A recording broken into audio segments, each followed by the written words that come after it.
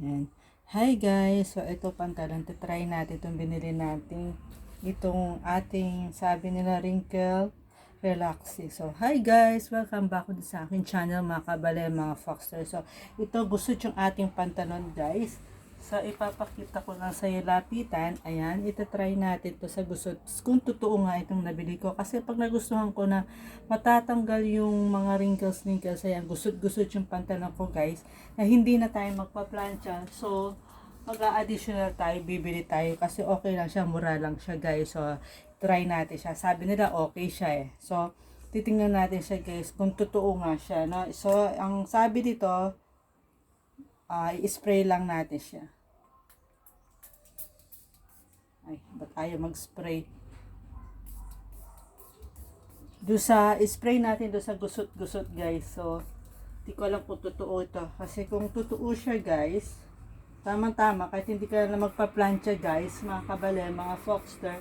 So, yung mga hindi naman sa tamad kasi nga every now and then as nagsusuot tayo ng mga damit, nagpa-plancha tayo. So, ito try natin kung talagang matatanggal yung mga gusot-gusot. So, spray lang daw natin yung mga gusot-gusot dito. Tatapat lang natin siya. Guys, ang bango guys. Ang bango talaga. Yan lang magastos. Maliit lang. Wala silang malaki. So, try lang natin siya. So, kung totoo siyang matatanggal yung lukot-lukot or yung gusot.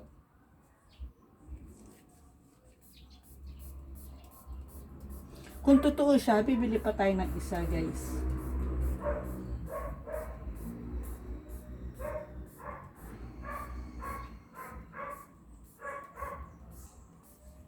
Yan. Try natin siya guys.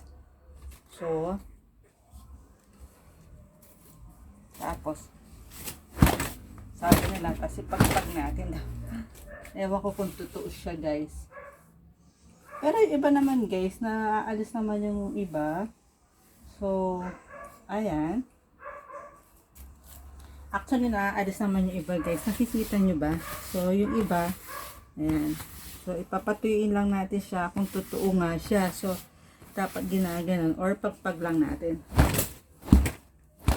Ayan. So, ayan, pero hindi siya gaano. Pero, ano naman siya, hindi naman siya budol. Pero, hindi siya budol guys. Kaya lang, medyo, naaalis naman ng kaunti. Pero, hindi siya ganun parang yung plancha talagang as in na plancha. So, pero pwede na rin siya guys pag yung kunwari nag-out of town tayo, nag-travel tayo, pwede siguro natin dalhin siya guys yan. O kaya titingnan natin pag natuyo siya guys, no.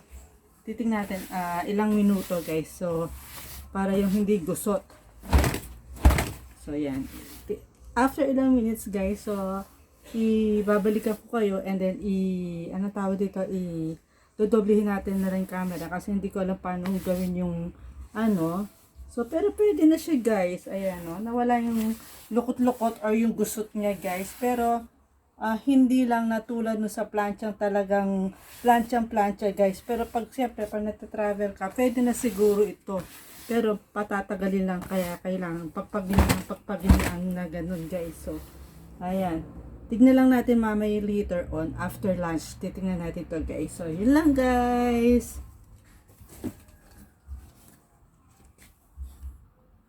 Na guys, ang result. Ayan.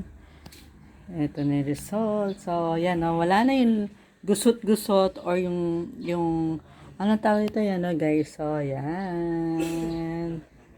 So, wala na yung gusot-gusot, guys. So, okay siya. So, bibili tayo ng another yan. So, okay na yung gusot-gusot. Ito yung susutin na lang natin sa kung kailan kami aalis yan. So, kasi iti-turn ako doon sa kulay brown kung blouse.